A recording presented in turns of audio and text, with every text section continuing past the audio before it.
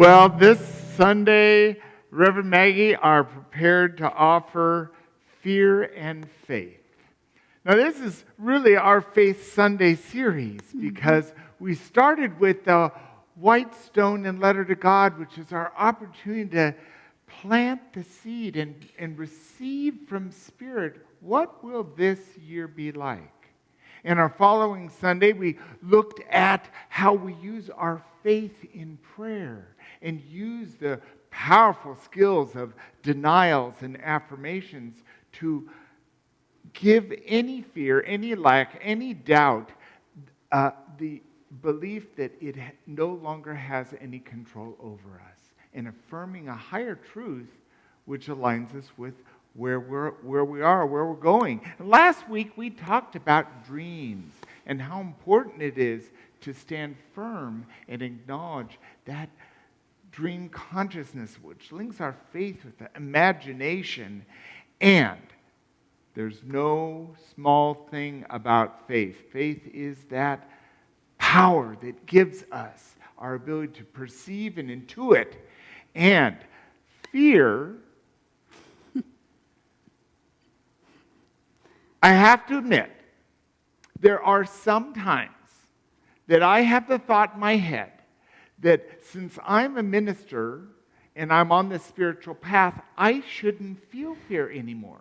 Like I'm a bad boy. I'm doing it wrong because I experience fear. But that is not a true voice, because the truth is fear and faith live with us all the time. They're all part of the journey.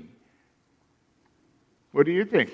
I think you're exactly right. And it's something that we often don't talk about as being kind of a divine coupling. You know, fear is how we are hardwired. It's actually a part of our brain in the fear center with the amygdala, and it keeps us safe. It keeps our body vessel alive and out of traffic and from touching a hot stove. It's essential because we have this body that moves us through this life journey. And faith is something that we have to strengthen and recognize that we are deeply rooted in, and that fear is along for the ride. No matter where we go, no matter what we do, no matter where we're called, it's a couple that keeps us on our path, connected to God, and alive for the journey. So I love that we're talking about these two together in one compartment this week. Yes. And we start with this quote from a Unity minister, Mary Manning Morrissey. Powerful book, good prosperity queen. Mm-hmm. You block your dream when you allow your fear to grow bigger than your faith. So this is where that coupling comes into our acknowledgement. And it certainly connects us with what we were talking last week about that dream and that standing on what we are headed towards. Now, nothing gets in our way than when that fear blocks in our face. And this happens to me on a regular basis. It can be the fear of a judgment or a thought or some old guilt or some shame can come up and rattle my cage and make me temperamental and disrupt the very dream that I have. I know I'm on this journey. I know that God provides everything that I need and want, and yet I still stumble on fear. And it's not because I'm bad or wrong. It's because I'm human. And I'm not going to ever rise above the experience in the human body. We're going to have fear and faith. Now, there are different kinds of fear. The good fear is that fear that is, wow, that's a hot burner there. Don't stick your hand in it. Or, ooh, that log there, it has a nail sticking out of it. I don't want to step on that. Those fears save us and protect us. Because, boy, if we step on that nail, ooh, it hurts. Mm-hmm. And But the fear that gets in our way is that false evidence that appears real. That idea, that thought form that starts swirling around in our mind, and when it gets bigger than our faith, the fear is all that we can see. And yes, we can still use those tools of denials and affirmations to put that fear to rest. Mm-hmm. And our fear is also a memory. So it's a memory that keeps us from touching a hot stove or stepping on a rusty nail sticking out of a piece of wood. It's also a memory that tells us when we wanted to dream big, when we tried to spread our wings earlier at points in our lives, and we may not have achieved the outcome that we hoped for. And so tied to that memory is embarrassment or shame or, just gross disappointment that you thought you were ready. But the truth is that every single one of those experiences are either for us now or they are strengthening us for the next time. Because I don't know about you, and I don't know about you all watching today, but my God doesn't say no to me. My God says not now. And I need to be willing and able and ready, strong enough, conditioned in my mind enough to withstand the next time a dream comes knocking at my door, and have faith enough that if it is for me, if what you're dreaming of right now is for you, when that knock comes, the door will open with ease and grace. There is not anything to fear. And we have the power in unity principles, as we know, to create the conditions of our reality and choose what we give power to in our thoughts. So how miserable we want to be when we are bringing our dreams into manifestation, or how optimistic and free-flowing and faithful we want to be, is up to us. So I love this next quote that we have from American author Bob Proctor, where he says, "Faith and fear both demand you believe in something that you cannot see. You choose." So I wonder if Bob Proctor knew of unity principles, and where we know that our thoughts do create the conditions that we experience in our reality, here in our human expression. We can remember all of the times when we may have experienced disappointment. We can even project outward based on something that we have experienced that was painful in our past into what is being birthed into the future, into the now, by way of developing our dreams and embracing the fullness of the capacity that we hold within this sacred container. So I struggle with this, and you all know from my announcement last week that I'm in this huge swirl of transition. And I have been exhausted, I'm going to confess. I've been exhausted with the redirection of my thoughts, because I want to plan for every contingency of possible things that might go wrong that I know better because it's happened before. And I have to remind myself that I am not only a minister, but I am a truth student, a sister on the path with each of you. And I know better. I know God's got this, and I am just tasked with one thing at a time.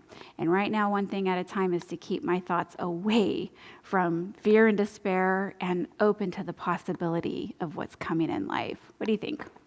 Well, I think it's powerful that faith is obviously faith in that which is unknown, faith in that which is to be.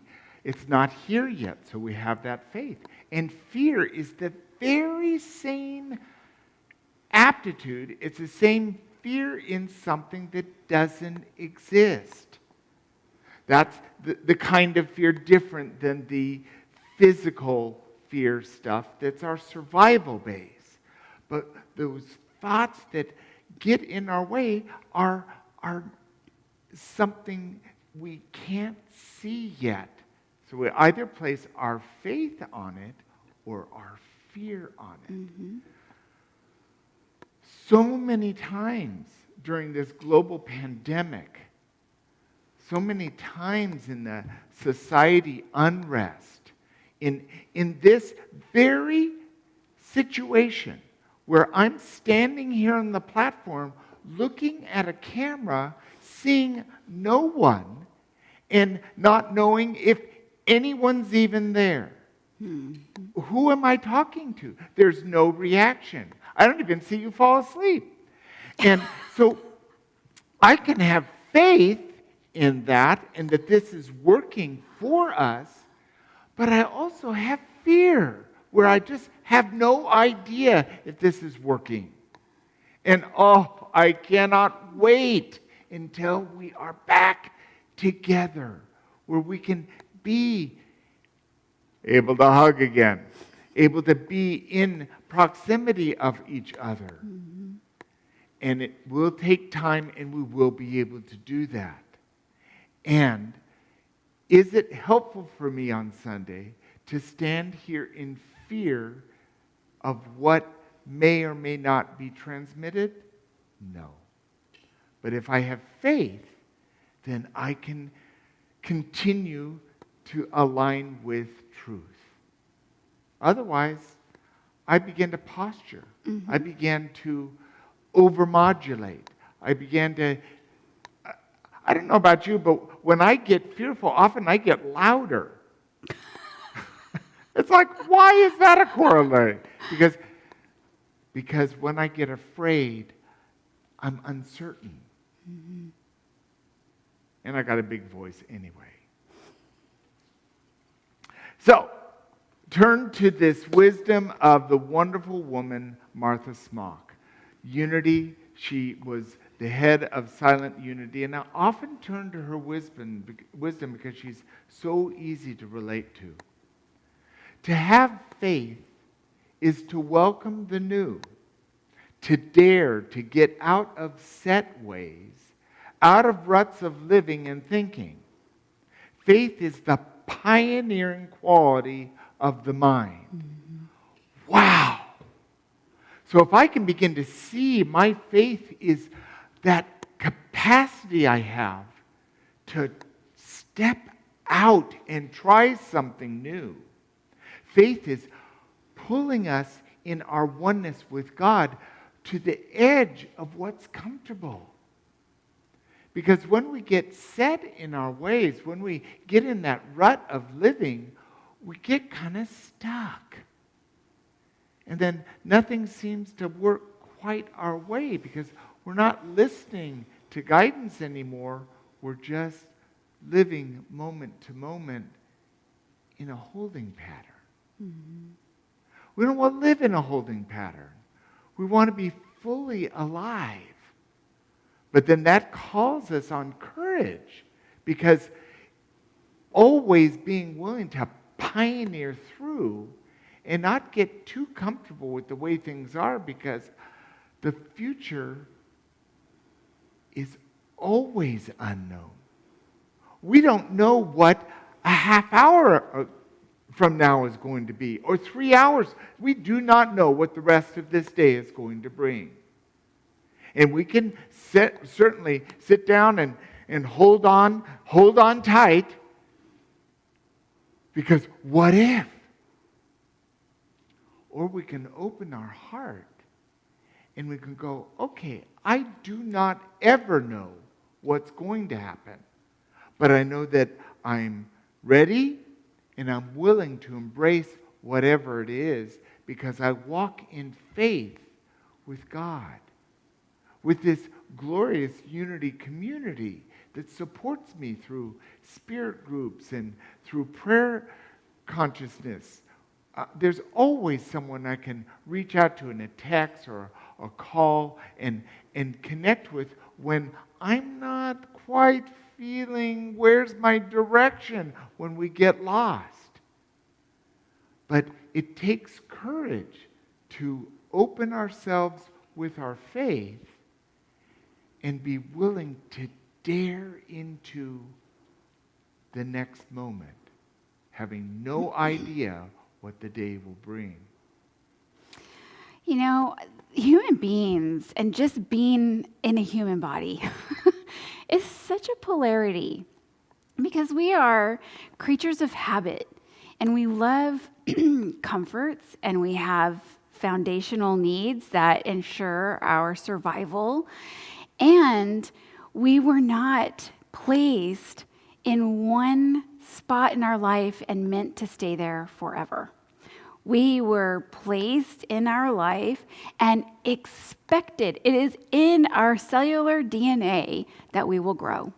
So we will outgrow shoes and clothes. We will outgrow our relationships from our family, our original system. We'll outgrow relationships with friends and romantic connections as we go along. And this quote reminds me of the childhood game Truth or Dare. It's, when you're scared about meeting new people or to bat your eyes at somebody you might be flirty with. And this seems like a controlled environment where you can either tell a truth about yourself or put your faith into somebody else that they're not going to dare you to soar off a cliff. Either way, you are vulnerable. And that is also something that humans, in my experience and in my witness in life, shy away from. We don't like to expose our underbelly. We don't like to put all of our trust in something we can't see, because if we were supposed to do that, then why would we be blessed with 5 senses that inform us of what's real? And the one thing that is the most real is that which we cannot describe and that which we cannot see. And that is the spectacular workings of the ultimate creator that is the one of the one, and that's God. So when we are invited to take a step, when we feel something that feels scary, it's not always a bear trap that's waiting for us to, absentmindedly stumble into and go, ha, you shouldn't have taken that path. It's the niggle of growth. It's the pioneering thoughts that maybe I could go there. Maybe I could be that. Maybe I could have love. And we have to harness that and maintain dominion to not slide backwards into thoughts of an older, smaller version of ourselves, but to stay in that daring, exposed vulnerability where we get out of the way completely. Get out of the way, trust God. Don't second guess, trust God. Don't need a map, trust God. Don't need a contingency, trust God. So if there's a dare that I am experiencing right now, and I think that our country is experiencing as a whole right now, is faithfully trusting that we are in the right direction. We are headed for a place that will serve the highest and good for everyone. If it's true for me and it's true for you, then we are all one, and I know and affirm that it is true for you as well. So we wanted to wrap up this Sunday's talk with a quote from Susan Jeffers, where she says that every time you take a step into the unknown, you experience fear. There is no point in saying, when I'm no longer afraid, then I will do it. You'll be waiting for a very long time. Fear is part of the package. Fear is part of the package. So it's something that we need to recognize and honor and hold in truth and expectation. The worst thing is getting a surprise like, oh my gosh, I'm actually afraid of that. Nope, expect it. Expect that when you have to walk into a dark room and your eyes haven't adjusted to the change in light, that you're going to enter like this till you get acclimated. That's fear. and the same thought that you hold in your head and the same voice that comes from right here in your heart center that calls you to try something, to grow somewhere, to do something new is guiding you. And you might be afraid of it, but you're not going to fail. I have a magnet on my refrigerator that says, "No leap of faith is ever met with failure." And I just carry that and offer that to each of you this week. No leap of faith is ever met with failure. What do you think? I love this. And I love that we're continuing to unfold this aspect of faith. I wanted to share the story about my personal life when I was in the Boy Scouts growing up. It was one of the most highlights of my life being in the Scouts. It really gave me tools for living. And one of the precepts, the foundational aspects of being a Boy Scout is being prepared. Be prepared. And prepared is knowing how to tie a knot. Having faith that when you're in a given situation, you know what to do when you see the rattlesnake. You know how to approach life on life's terms, and you're armed with basic skills. So in living, I know that it's very important for me to get daily prayer and meditation. To connect with silence, where I'm listening to God. And then I need to eat regularly. I need to sleep regularly. I need to know that I'm armed with the tools that have my daily living in order. But that we cannot prepare for the unknown. All we can do is take us the next step, knowing that we're armed with all these wonderful tools to live life fully with whatever it's going to be. And if we sit down and we say, I'm not going to do it until I'm no longer afraid. If we never had a child until we were absolutely 100% ready, the human species would have gone extinct millennia ago. Because you can't be totally prepared. You can get some things prepared, but it's an unknown thing, and life doesn't come with operating instructions. And I want to know that we in unity are really understanding those things that we can be prepared with, and that we're ready and willing to embrace our dreams, our affirmations, our visions. Standing on our faith, we can perceive what we want rather than putting that energy on what we don't want. And we do know we have tools for letting go of any belief that isn't working for us by just giving it a denial. It has no power control over us, and affirming the highest truth. I'm ready. I'm capable. One with God, I am guided with each step and each breath. Step out on the water, release your faith. Every step is stronger. Step out on the water.